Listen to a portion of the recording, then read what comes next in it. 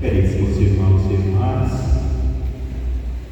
nesse dia que a Igreja celebra a memória de São Vicente de Paulo, e como nós já ouvimos um pouco da sua história, todo o seu processo vocacional e de toda a sua ocupação diante da necessidade dos mais frágeis, dos mais vulneráveis, e ele fez da sua vocação uma doação total, o qual a Igreja também dispensou a ele aos cuidados desses que na época tanto precisavam e necessitavam.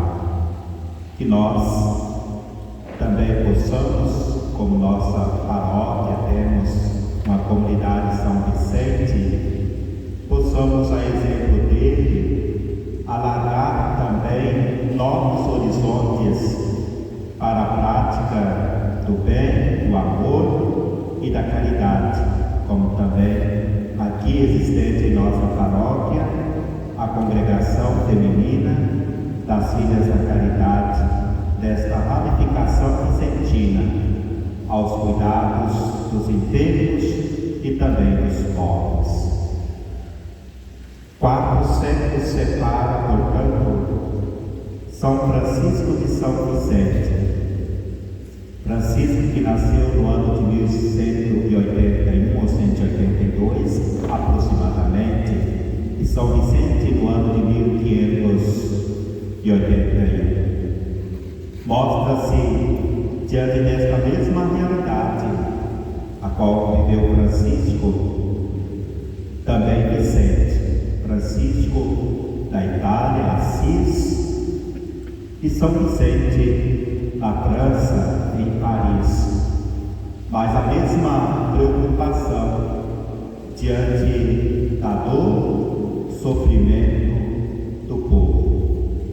É assim que Deus vai conduzindo também homens e mulheres que possam dar o vosso sim, sem esquecer aquilo que é primordial, daquilo que deve aquecer o coração e que deve também levar aos ensinamentos as pessoas, e que assim possam provocar nas mesmas esse mesmo desejo de viver o Santo Evangelho, sem separar daquilo que faz a integração e que dá a unidade, que é a própria Igreja.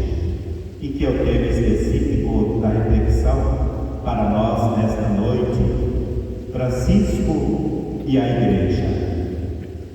Não tem como falar da vida de Francisco sem trazer presente a Igreja.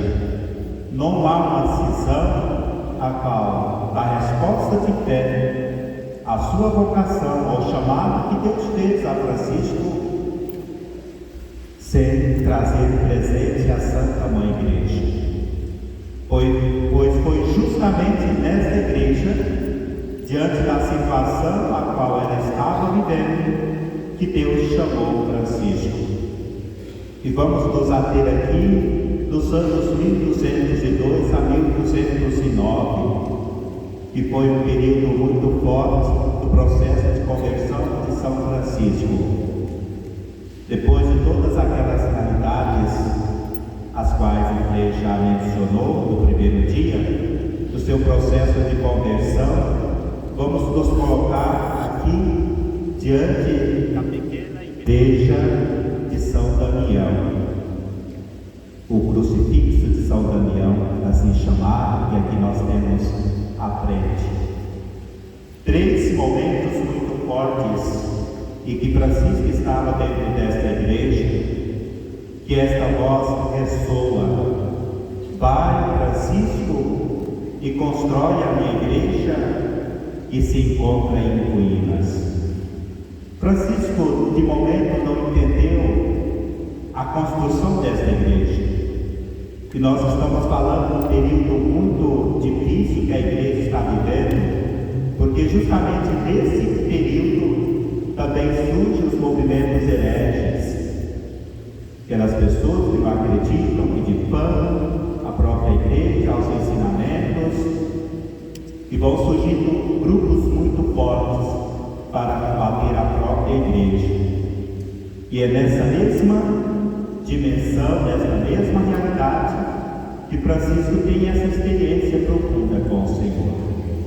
São nessas realidades difíceis também que Deus nos chama. São nas realidades descrentes de um povo que Deus nos fala. Às vezes nós humanamente não queremos muito ouvir a voz do Senhor. Ouvimos mais a voz dos homens do que a voz de Deus. Imaginemos, queridos irmãos e irmãs, toda essa conturbação, essa perturbação que Francisco está vivendo no processo de conversão, e de repente uma voz que ressoa aos seus ouvidos: vai, Francisco, e reconstrói a minha igreja que está em ruínas. De momento, Francisco não pensou duas vezes. Dentro daquela pequena capela ou igrejinha de São Damião, com suas paredes em ruínas, Francisco começou a construir, a reformar aquela igrejinha com pedras. Mas Francisco não tinha ainda feito essa grande experiência profunda e espiritual, que essa voz que ressoava aos seus ouvidos e que tocava o vosso coração, que a construção a qual Deus queria era a igreja humana, a começar pela própria igreja, como também já mencionei. Momento difícil que a igreja estava vivendo, que não tinha zelo com a estrutura do templo, que não tinha cuidado com os objetos sagrados, e que os sacerdotes viviam de qualquer forma e de qualquer jeito. Imaginemos Deus falando a um pobrezinho, ao homem humilde, ao homem que ali está fazendo todo o processo de conversão. Por isso, esse primeiro momento que Francisco teve foi o momento de olhar no externo, porque até então ele entendeu que a construção era justamente a igreja de pedra. Mas Deus estava falando mais profundamente. Era a construção de uma igreja de homens e mulheres que pudessem voltar o vosso coração para Ele, que tinha se afastado dele, a própria igreja. Por isso, esse segundo momento, quando Francisco vai até o Papa Inocêncio III para pedir ao Papa para viver o Evangelho, não foi para anunciar o Evangelho, mas para viver o Evangelho para aqueles que ali estavam por perto, principalmente os cardeais, os bispos. Foi um escândalo. Como pode esse homem querer viver o santo Evangelho? Só que esse pedido de Francisco mexeu profundamente o coração do Papa Inocêncio III. Ele viu em Francisco aquele pobrezinho de Assis o desejo imenso de viver a palavra do Senhor. Era preciso, era necessário, portanto, que alguém fizesse alguma coisa para aquela igreja que estava em ruína, aquela igreja que estava sendo destruída, aquela igreja descrente de homens e mulheres que buscavam tudo menos a Deus. Por isso, o Papa teve um sonho que a Basílica de São João de Latrão estava a ceder, e nesse sonho o Papa via, portanto, um homenzinho frágil, um religioso que sustentava com seus ombros esta igreja. E o Papa ficou pensativo diante desse sonho e diante desse pedido de Francisco. Por isso que o Papa fez uma lição, refletiu diante daquela realidade e se deu a Francisco de viver o Santo Evangelho. A dimensão da igreja não era construir uma outra igreja. A dimensão da igreja que Francisco queria era viver o Evangelho, porque não há igreja sem o Evangelho. E Francisco não queria de forma alguma construir uma igreja à parte. Francisco queria estar em comunhão com a igreja. Francisco não queria ir contra o Papa nem contra a igreja, ou fazer as coisas da sua forma e do seu jeito. Ao contrário, mesmo diante desta realidade difícil que a igreja estava vivendo, Francisco não foi até o Papa pedir para que a igreja mudasse a sua forma de ensinar e pregar. Ele foi pedir ao Papa para viver o Evangelho. E diante dos ensinamentos da igreja, que é riquíssimo, pudesse ajudar nesta unidade, dentro do desejo de Francisco, de construir uma igreja urbana, uma igreja onde as pessoas pudessem fazer essa experiência profunda do amor em Deus, contudo diante daquela igreja de nosso Senhor Jesus Cristo. Dentro dessas profundezas espirituais é que nós vamos percebendo que a igreja vai acolhendo não a proposta de Francisco, mas a forma de viver de Francisco o Santo Evangelho. E quando a igreja acolhe essa mensagem, cria-se esta comunhão, e a igreja vai perceber que Francisco e depois os demais seguidores e irmãos que vêm se ajudar a Francisco realmente mostram um gosto diferente de ser igreja. Que tipo de igreja é essa? Uma igreja que mostra o Cristo crucificado, o Cristo dos pobres, o Cristo naquelas pessoas que por vezes não têm voz e não tem vez. Não foi por acaso que Francisco deixou tudo para seguir a voz que ressoava dos seus ouvidos e que tocava o vosso coração. E foi mediante a isso que Francisco percebeu que esse Jesus, o qual pertence à igreja do corpo de Cristo, que se dá também no sangue de nosso Senhor Jesus Cristo, que não estava sendo amado, que estava sendo desprezado. E por vários momentos, noites inteiras, ejaculatórias, Francisco ressoava a sua voz: o amor não é amado, o amor não é amado.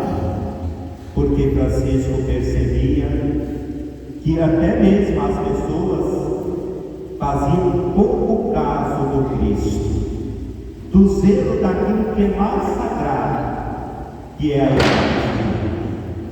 a Eucaristia, que é a fonte vital da nossa fé.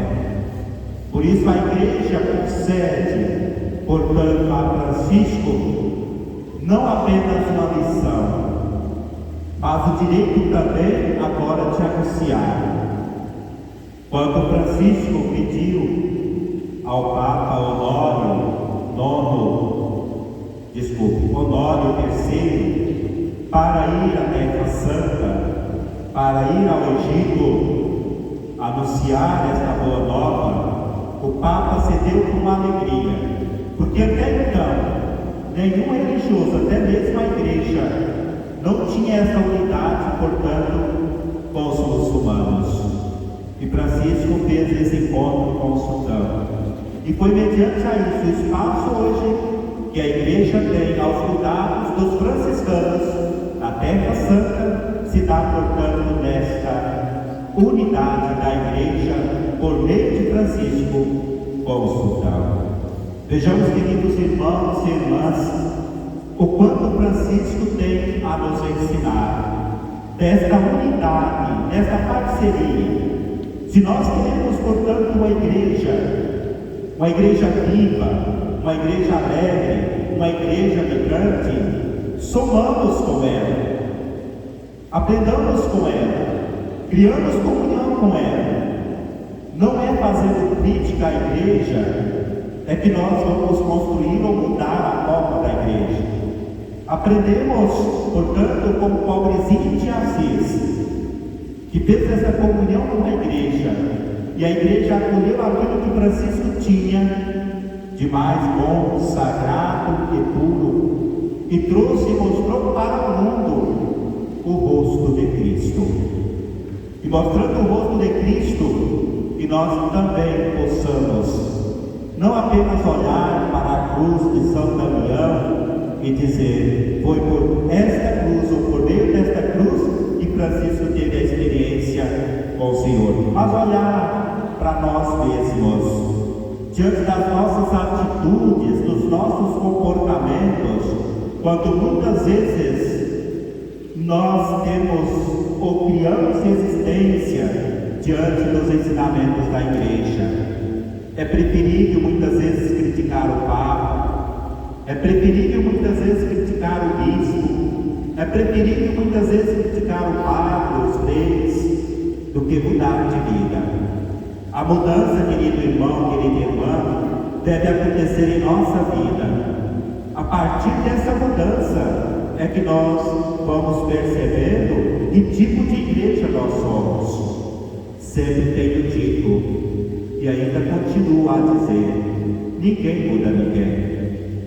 Você só muda, querido irmão, querida irmã, ou usar o termo mais apropriado que nós estamos vivendo, você só se converte quando você querer, quando você desejar, quando você permitir, quando você abrir as portas do seu coração e permitir que Deus toque no mais profundo do seu ser. Assim foi com São Francisco, assim foi com Santa Clara, assim foi com São Vicente de Paulo, assim foi com São Pio, assim foi com São Leopoldo, assim foi com Santo Antônio e tantos outros santos que aqui, se a gente fosse mencionar, ficaria a noite toda mencionando. Pode ser também com você. Não fiquemos admirando o santo, mas que procuremos no dia a dia santificar as coisas boas que Deus tem concedido a nós, e que assim nós possamos trilhar esse caminho e fazer a experiência desse Deus crucificado, glorificado, e que se encontra eucaristizado em cada um de nós, assim como Francisco o fez. Louvado seja nosso Senhor Jesus Cristo. Assim seja louvado.